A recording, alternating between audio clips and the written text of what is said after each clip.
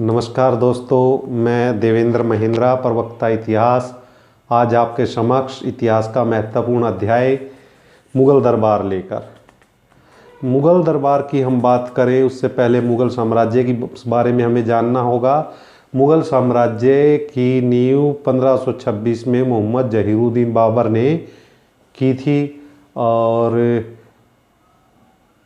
पानीपत की जो पहली लड़ाई थी उसमें उसने इब्राहिम लोदी को 1526 में पराजित कर दिया था। उसके बाद उसने खानवा की लड़ाई लड़ी राणा सांगा या संग्राम सिंह के साथ। 1528 में उसने मेदिनी राय को, जो कि मालवा का सामंत था, उसको हराया। 1529 ईस्वी में जो इब्राहिम लोदी के रिश्तेदार, दोस्त, भाई वगैरह थे, उन्होंने फिर से अपनी सेना इकट्ठा की और घाघरा की लड़ाई में उनको फिर से पराजित उन्होंने कर दिया। इससे पहले भी वर्णन आता कि जो पानीपत पर आक्रमण था वो बाबर का 5वां आक्रमण था पानीपत पे। उससे पहले वो बेहरा, बाजौर पर 1519 के आसपास आक्रमण कर चुका था। कई सूचनाएं हमें मिलती है कि जो इब्राहिम लोदी का चाचा था दौलत खां लोदी, जो पंजाब का गवर्नर था, कहते हैं बाबर को उसने एक तरह से इनविटेशन दिया था। बाबरनामा जो किताब है, जो बाबर ने खुद अपने हाथों से लिखी है, उसमें वो कहता है कि मेरे को आमंत्रित करने वालों में से एक राणा सांगा भी था, कि उसने मेरे को भरोसा दिलाया था कि जब हम इब्राहिम लोदी के साथ आक्रमण करेंगे तो एक दिशा से आप आक्रमण करना।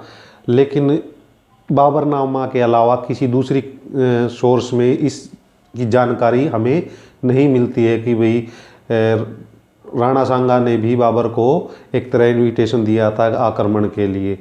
तो 1530 ईस्वी में बाबर की मृत्यु हो जाती है। 30 से लेकर 40 तक हुमायूं यहाँ गद्दी पर बैठता है, और जब वो गद्दी पर बैठता है तो उसकी जो शासन था वो एक तरह से फूलों की सेज नहीं रहा। बहादुर शाह जो गुजरात का शासक था उसके साथ, और नई एक शक्ति उभरने लग रही थी जिसका नाम था शेरशाह सूरी, उसके साथ उसके युद्ध होते रहे। शेरशाह सूरी ने उसको चौसा, और बिलग्राम का जो युद्ध है जिसको कन्नौज का युद्ध भी कहते हैं, 1539-40 में उसको हराकर भारत निर्वासन के लिए मजबूर कर दिया कि भाई भारत उसको छोड़ना ही पड़ा। ऐसी परिस्थितियां कायम कर दी। जो उसके भाई थे कामरान अस्करी हुमायूं के, जिनको उसने कुछ सूबे, अस्करी को तो जो ये अलवर के आसपास का क्षेत्र है ये दिया था, कामरान को उसने काबुल कंधार की तरफ का एरिया दिया था, लेकिन उसको किसी तरह की कोई मदद उसको हुमायूं को नहीं मिली। और आखिर में उसको ईरान का जो सफ़वी वंश था, सफ़वी साम्राज्य जो था, उसके यहाँ शरण लेनी पड़ी। ईरान के अंदर फारसी साम्राज्य, सफ़वी साम्राज्य उस समय था, तो वहाँ उसको शरण लेने के लिए को मजबूर होना पड़ा। 1545 में शेरशाह सूरी की मृत्यु हो गई। उसके बाद जो उत्तराधिकारी हुए वो युद्धों में उलझे रहे, एक के बाद एक गद्दियाँ बदलती रही। 1555 ईस्वी में जो मच्छीवाड़ा का युद्ध है उसमें तातार खां का उसने पराजित किया। 1556 में सरहिंद की लड़ाई में, 55 में ही हुआ था सरहिंद की लड़ाई भी, उसमें उसने दोबारा से दिल्ली की गद्दी एक तरह से प्राप्त करने में हुमायूं सफल हो गया। लेकिन 56 के शुरुआत में ही उसकी सीढ़ियों से गिरकर दिल्ली की जो कुतुब मीनार है उसके परिसर में एक शेरशाह सूरी ने एक छोटी सी इमारत गोल सी बना रखी है, उसके अंदर पुस्तकालय की सीढ़ियों से गिरकर हुमायूं की मृत्यु हो जाती है। इसके बारे में प्रसिद्ध इतिहासकार है लेनपुल, उसने कहा कि भाई जिंदगी भर ये व्यक्ति लुढ़कता ही रहा और लुढ़कते हुए ही इसकी मृत्यु हो गई। ये कोट है लेनपुल का, कई बार पूछ लिया जाता है ये। तो इस तरह से उसकी मृत्यु हो गई। उसकी मृत्यु के समय जो बाबर का जो पोता था प्रसिद्ध अकबर, वो पंजाब के गुरदासपुर डिस्ट्रिक्ट के अंतर्गत कलानौर जगह आती है, वहाँ उस समय वो था। तो बैरम खान ने वहीं उसको एक तरह से बादशाह घोषित कर दिया गया। हुमायूं की मृत्यु कुछ दिन छिपाए रखे गई, क्योंकि चलन ये था कि जैसे ही ओपन हो जाता था कि भाई शासक मर गया है तो कई तरह के विद्रोह या गद्दी के दावेदार खड़े हो जाते थे। तो उन चीज़ों को रोकने के लिए बैरम खान ने गुपचुप तरीके से उसको बादशाह घोषित करवा दिया। 13-14 साल उसकी उम्र थी जिस समय अकबर गद्दी पर बैठा। 1556 से लेकर 1605 ईस्वी तक लगभग अकबर ने शासन किया। 1605 से लेकर 1627 ईस्वी तक जहांगीर शासक रहा और 28 से लेकर 1657 तक शाहजहां शासक रहा। 1657-58 से लेकर 1707 ईस्वी तक औरंगजेब शासक रहा। ये तो थे एक तरह से मजबूत शासक जिनका एक तरह से अपना दबदबा शासक में था। लेकिन उसके बाद जो शासक आए मुग़ल शासक, वो एक तरह से कमज़ोर या परवर्ती मुग़ल कहा जाता है इनको, वो कमज़ोर थे। जिनमें बहादुर शाह जिसने 1707 से 1712 ईस्वी तक शासन किया। फिर उसके बाद आया जहांदार शाह जिसने 12 से 13 तक 1700 तक शासन किया। फिर जहांदार के बाद फर्रुखसियर जो 1713 ईस्वी से लेके 1719 तक। उसके बाद 4-4 महीने के लिए 2-3 शासक आए जिसमें रफ़ीउद्दर्जात, रफ़ीउद्दौला और एक नाम नक्कुशियर का भी आता है। इन लोगों ने शासन किया। उसके बाद शाह आलम मोहम्मद शाह रंगीला 1519 से लेके 1619 से लेके 1648 ईस्वी तक मोहम्मद शाह रंगीला शासक रहा। नाम से ही प्रसिद्ध है भाई रंगीला, तो बड़ा रंगीला था। ऐशो आराम शराब और जो स्त्रियां हैं उनके उसमें ही वो लगा रहता था। शासन व्यवस्था एक तरह से उसके शासनकाल में बिगड़ चुकी थी। और फिर 1648 से लेकर 1654 तक अहमद शाह और 1654 से लेकर 1659 तक आलमगीर द्वितीय और 1659 से लेकर आगे शाह आलम शासक रहा। और उसके बाद अकबर द्वितीय शासक रहा। 1837 तक अकबर द्वितीय। और उसके बाद 1837 से लेके बहादुर शाह जफ़र या बहादुर शाह द्वितीय 1857 तक मुग़ल शासक रहा। लेकिन 1857 की जो क्रांति हुई थी उसमें एक तरह से विद्रोहियों ने बहादुर शाह जफ़र को ज़बरदस्ती कह सकते हैं हम विद्रोह का नेता बनाया था, ना चाहते हुए भी। और जब वो क्रांति अंग्रेज़ों ने दबा दी तो उसको 1857 की क्रांति जब दबाई गई तो बहादुर शाह जफ़र था उसको दिल्ली का जो हुमायूं का मकबरा है उससे उसको गिरफ्तार कर लिया गया। वहीं उसके सामने उसके बेटे और पोतों का कत्ल कर दिया गया, उनकी हत्या कर दी गई हडसन नामक जो अंग्रेज़ अधिकारी था उसके द्वारा। और बहादुर शाह जफ़र को पकड़कर रंगून जो कि वर्तमान बर्मा जो म्यांमार है उसके अंदर है, वहाँ उसको भेज दिया गया। और इस तरह से जो मुग़ल साम्राज्य जिसकी नींव 1526 में रखी गई थी वो 1857-58 तक चलता रहा। लेकिन जो उनका वैभव था वो 1707 के बाद ही ख़त्म होना शुरू हो गया था। तो हम इस जो मुग़ल साम्राज्य है, जो इतना महान साम्राज्य हम जिसको कह सकते हैं, उसके साम्राज्य की हम यहाँ बात करेंगे कि भाई जो उसका दरबार था उसकी हम बात करेंगे। दरबार की बात करें तो इसकी जानकारी हमें कहाँ से मिलती है कि भाई दरबार की भव्यता के बारे में।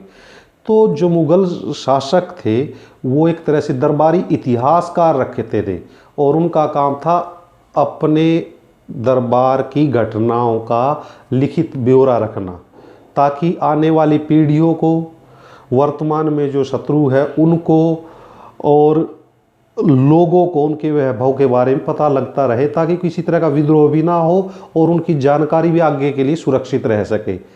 तो वो इतिहासकार रखते थे, जैसे उनको इतिवृत्त बोलते हैं, जो लिखा जाता था उससे साम्राज्य के बारे में। कई हुए हैं, जैसे अबुल फजल हुआ है जिसने अकबरनामा लिखा, उसी का भाग आईने अकबरी है।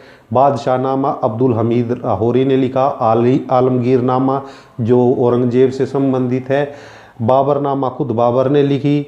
हुमायूंनामा जो कि अकबर की बुआ गुलबदन, हुमायूंनामा जो गुलबदन बेगम है अकबर की बुआ, उसने लिखी। और तुजू के जहांगीरी, खुद जहांगीर ने अपने जो संस्मरण थे वो लिखे हैं अपनी जीवनी में। तो इन सब बातों से हमें उस समय के जो दरबार की भव्यता वगैरह है उसके बारे में जानकारी काफ़ी सारी मिल जाती है। इसके साथ साथ कई सारी पांडुलिपियाँ उस समय लिखी गई। पांडुलिपियाँ होती है हाथ से लिखित जो किताबें थी।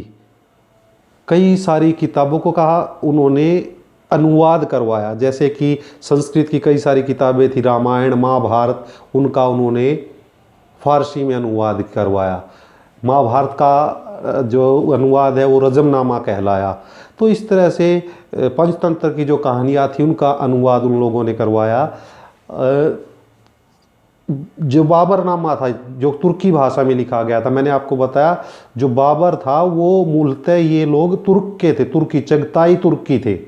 लेकिन शुरू की बाबरनामा को छोड़ के बाद की जो है इनका रचनाएं फारसी में, ईरान से प्रभावित होकर वो फारसी भाषा में इसको लिखना एक तरह से शुरू हो गया। राज दरबार की जो भाषा थी अकबर के समय फारसी घोषित कर दी गई, सारे काम फारसी भाषा में चलन में आ गए। जो पांडुलिपि लिखी जाती थी उसका भी एक ढंग होता था कि कोई व्यक्ति कागज तैयार करने का काम करता था, कोई जिल्द बनाने का काम करता था, और कोई जो पेज बनाए जाते थे उसके ऊपर सोने का काम होता था, गोल्ड का। वो चित्रकार उसके अंदर जो विषय वस्तु होती थी, जैसे रजमनामा या महाभारत की बात करें तो उसकी जो विषय वस्तु है चित्रकार उसके अंदर उससे संबंधित चित्र बनाते थे। जो लेखक होते थे बड़ी सुंदर लिखाई में उसकी लिखावट करते थे। जो अकबर को नस्तलिक शैली थी वो बड़ी पसंद थी अकबर को, फलों में लिखी जाती थी, वो आपको इमेज में दिखाई देगी।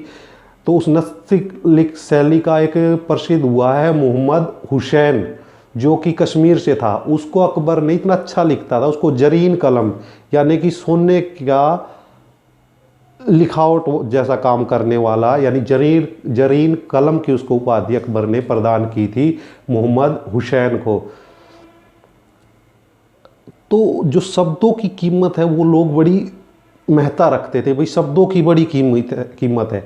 अबुल फजल ने अकबरनामा में कहा है कि भाई लिखित शब्द की अपनी एक उड़ान होती है, वो काफ़ी उड़ान भरता है लिखित शब्द, और जबकि जो बोला शब्द जाता है अगर उसको लिखित में नहीं लिया जाता तो उसकी जल्दी ही मृत्यु हो जाती है। तो इतने उच्च विचार थे। तो वो एक तरह से लिखित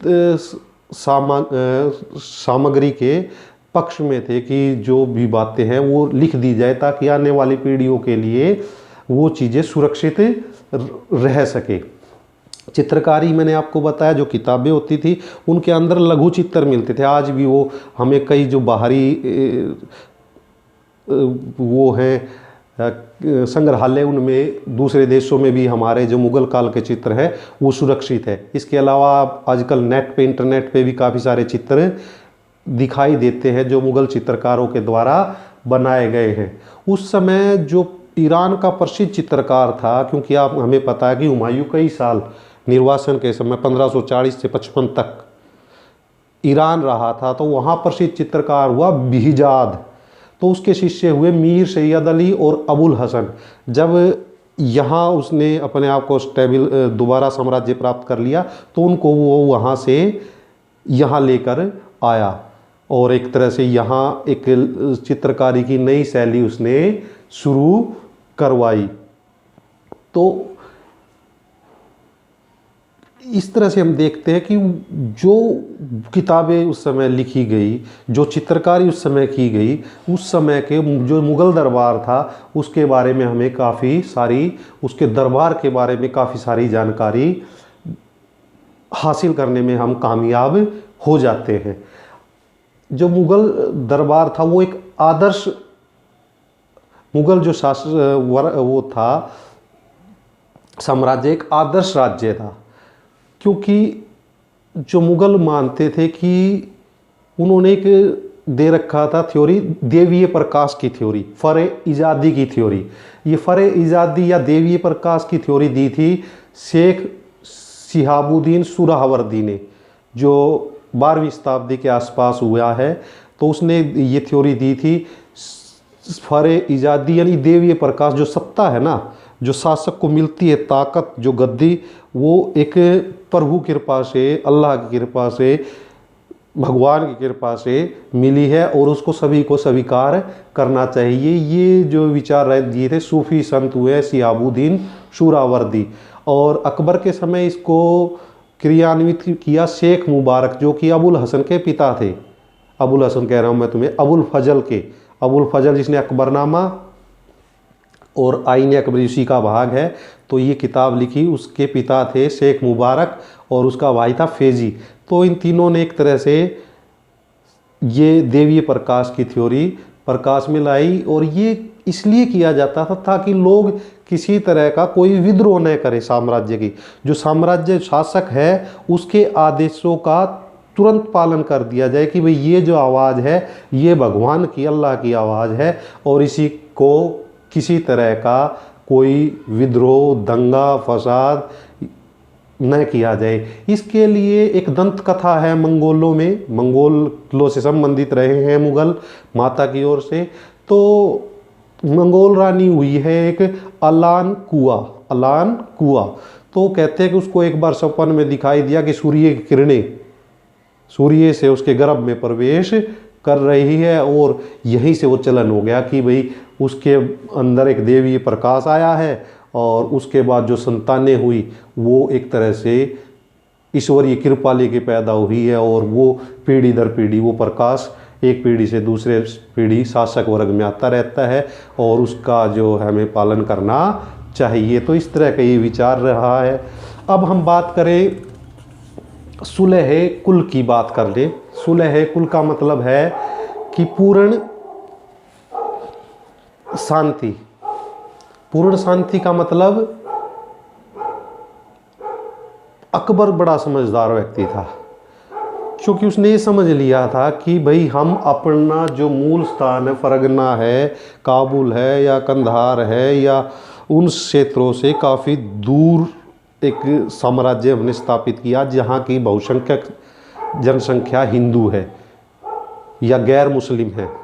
तो उनको अपने साथ लेने के लिए, और वहाँ मुसलमानों के अंदर भी कई सारे वर्ग थे, ईरानी वर्ग, ईरान से संबंधित, तुरानी वर्ग, और यानी कि अफ़गानी वर्ग, और राजपूत यहाँ थे, दक्कनी लोग थे जो दक्कन से संबंधित थे। तो इस तरह से अलग अलग ताकत के अभिजात वर्ग थे, तो उनको सबको साथ लेने के लिए कोई एक वर्ग खास ताकतवर ना बने, इसके लिए उन्होंने सुलह कुल की नीति अपनाई, सबको बराबर दर्जा दिया, योग्यता के अनुसार जो जैसे कार्य करता था उनको वैसे ही उन्नति पद में मिलती जाती थी। तो इस तरह की उसने नीति अपनाई।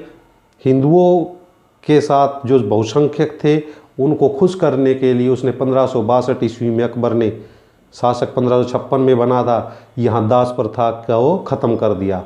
1563 ईस्वी में यहाँ उसने एक तरह से तीर्थ यात्रा पर टैक्स लगता था उसको ख़त्म कर दिया।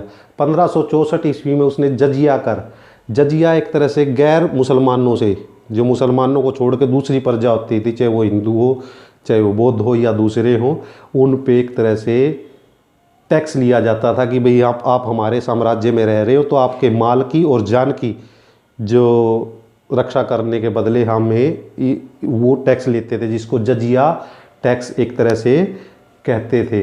तो वो उसने 1564 ईस्वी में बंद कर दिया।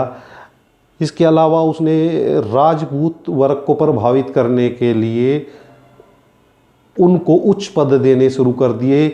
राजा भारमल जो आमेर का शासक था, जयपुर के पास आमेर का किला है आज भी, तो भारमल वहाँ का शासक था, उसने अपनी पुत्री की शादी अकबर के साथ की, और इस तरह से अकबर ने वैवाहिक संबंधों द्वारा और उनको उच्च एक तरह से पद देकर राजपूतों को अपनी तरफ मिलाया, और इससे 50,000 जो योद्धा वर्ग थे, कुशल घुड़सवार जिसको हम कह सकते हैं, उनको अपने साथ लाने में वो कामयाब रहा।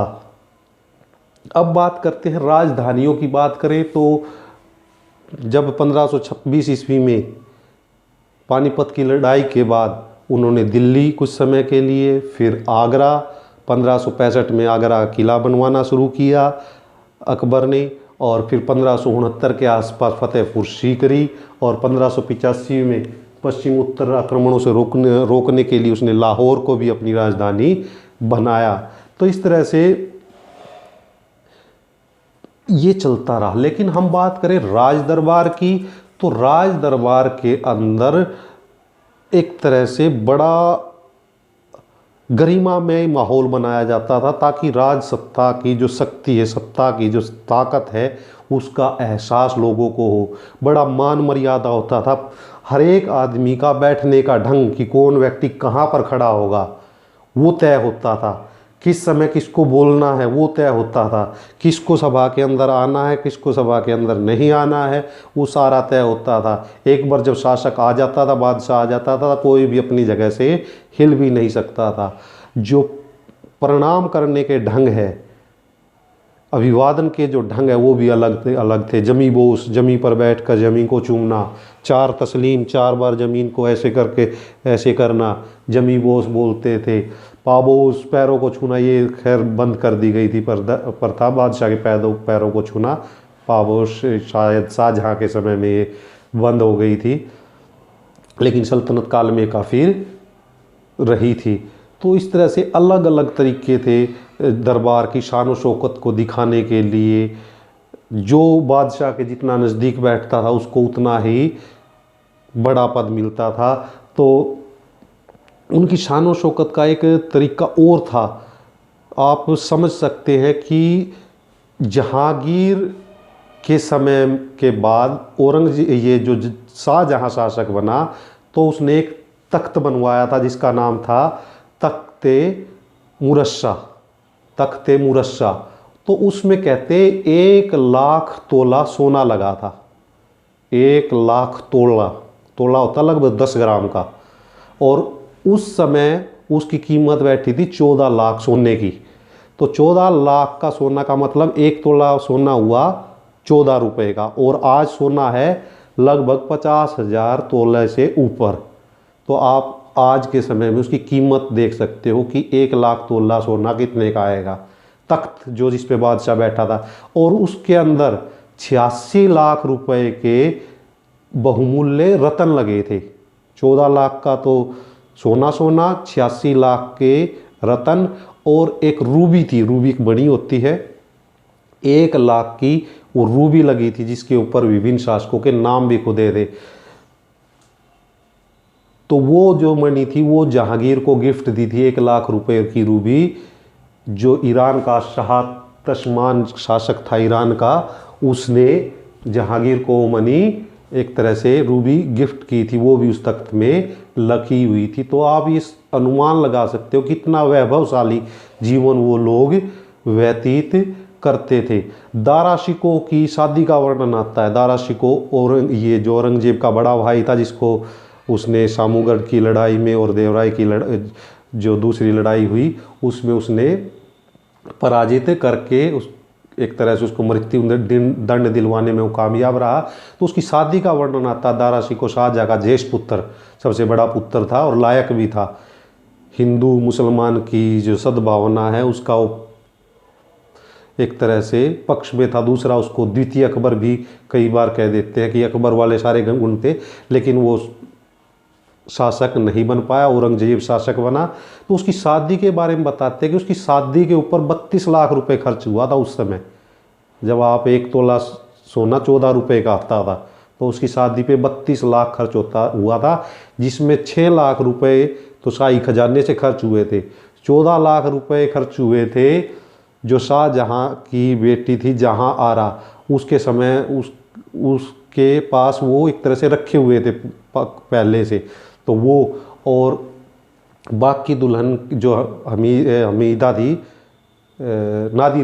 नादिरा की माँ नादिरा दुल्हन थी दारा शिकोह की, तो उसकी माँ की तरफ से बाकी पैसे खर्च हुए। तो 32 लाख उस शाही शादी में खर्चे किए गए थे। बड़ी शान व शौकत से किया जाता था। की खूबसूरती का आप अंदाज़ा नहीं शायद आपको चित्र में दिखाई देगा कि कितने भव्य तरीके से वो शादियाँ या समारोह या दरबार की जो सजावट थी वो एक तरह से की जाती थी। जो शासक वर्ग था वो बड़ी बड़ी पदवियाँ या उपाधियाँ धारण करता था। जैसे जहांगीर का नाम सलीम था, लेकिन जब वो शासक बना तो उसने जहांगीर एक तरह से उपाधि धारण की। शाहजहां का नाम शासक बनने से पहले खुर्रम था, लेकिन उसने शाहजहां यानी सारे जहां का स्वामी, विजेता, वो उपाधि धारण की। औरंगजेब ने आलमगीर। तो ये बड़ी बड़ी उपाधियाँ और ये बड़े भव्य तरीके से एक तरह से उद्घोषक जिसको उपाधियों को नाम लेते थे। जब दरबार में जब बादशाह की एंट्री होती तो एक तरह से डर का, उत्तेजना का माहौल पैदा किया जाता था, जिससे उसकी जो भव्यता है उसको बढ़ाया जा सके। तो इस तरह का दरबार था। इसके बारे में बात करें ना दरबार की, तो हमें एक नाम और याद रखना चाहिए जो मुगल वंश से तो नहीं था लेकिन जो सल्तनत काल से था। बलबन गुलाम वंश का एक तरह शासक हुआ। ये 1166 से लेकर 86 तक ये शासक रहा था। पहले गुलाम वंश के अंदर पहले तो आया था कुतुबुद्दीन ऐबक, फिर इल्तुतमिश, फिर रजिया सुल्ताना, और रजिया सुल्ताना के साथ बाद में आया था बहमन शाह। ये जो 3 शासक और थोड़े थोड़े समय के लिए आए, और फिर नसरुद्दीन आया था, और नसरुद्दीन के बाद बलबन गद्दी पर बैठा था। उसके बारे में कहा जाता है कि छोटे कद का था बलबन, लेकिन उसने दरबार की शान और शौकत के लिए, कहते जितना वो खुद था उतना बड़ा वो मुकुट पहनता था दरबार में। कई बार तो मजाक में विवरण आया कि वो सोते हुए भी कई बार मुकुट पहनता था। नंगे पैर कोई उसके पैर दरबार में नहीं जा सकता था। जुराबों का चलन उसने कर दिया। ईरानी जो साम्राज्य था उसके तरीके से उसने दरबार को सजाना शुरू कर दिया। तो ये उसकी भव्यता का प्रतीक। जब वो चलता था वो ढोल नगाड़े और जो नंगी तलवार लिए जल्लाद टाइप के जो उसके अंगरक्षक थे वो चलते थे, तो एक तरह से डर का माहौल उस समय एक उत्पन्न कर देते थे। तो ये मैंने आपको सल्तनत काल का जो शासक था बलबन, उसके बारे में बताया, जिसने रक्त और लौह की नीति अपना के जो आज का मेवात है हरियाणा में, वहाँ के जंगलों के अंदर जो लोग थे मेवाती, उनका काफ़ी सारा उसने दमन भी किया था।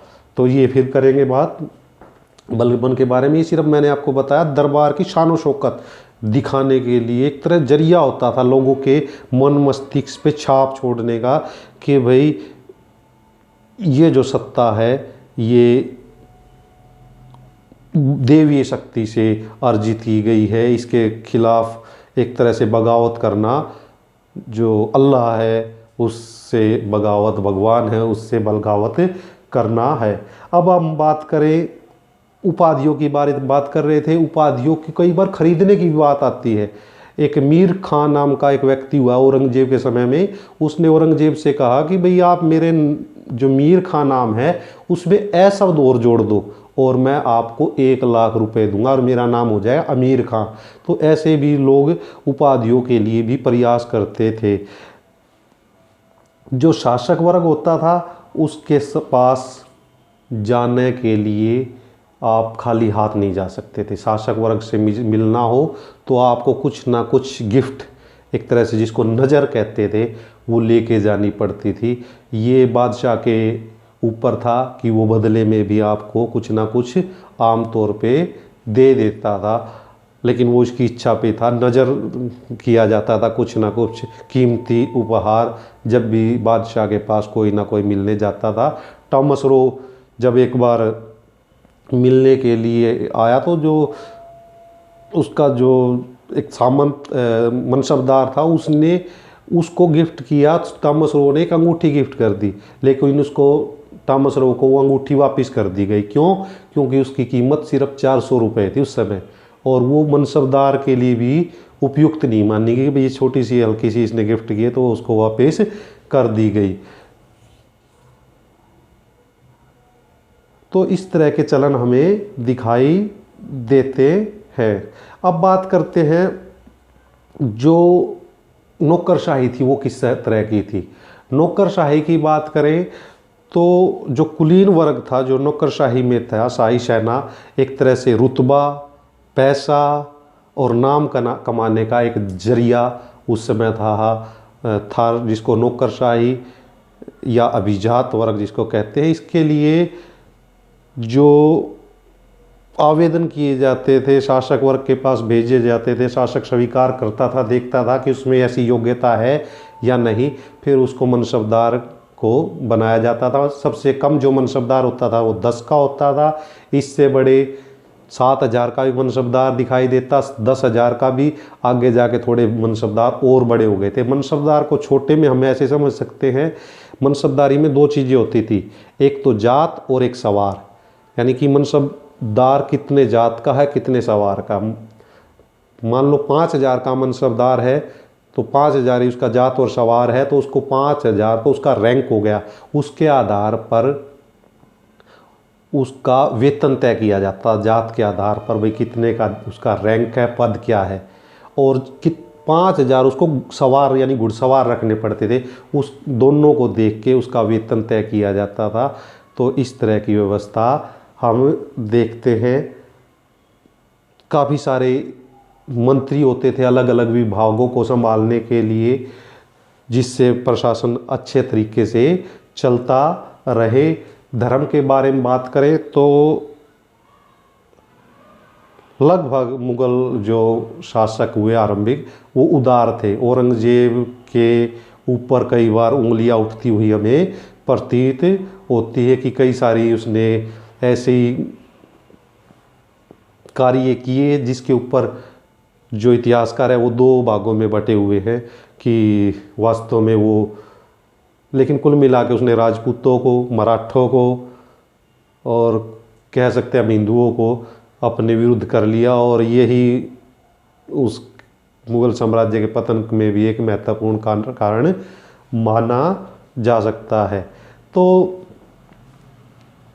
ये मैंने आज आपको मुग़ल दरबार के बारे में मोटी मोटी जानकारी दी है कि भी मुग़ल साम्राज्य किस तरह का रहा। आशा करता हूँ आपको ये वीडियो पसंद आया होगा। अगर आपको अच्छा लगे तो दूसरे को भी भेजने की कृपा करें, शेयर करें, लाइक करें अगर अच्छा लगे। कोई आपका प्रश्न हो तो आप कमेंट में डालकर, जायज़ प्रश्न इतिहास से संबंधित हो तो वो आप मुझसे पूछ सकते हैं। आपकी जो क्वेरी होगी उसको दूर करने का प्रयास किया जाएगा। धन्यवाद।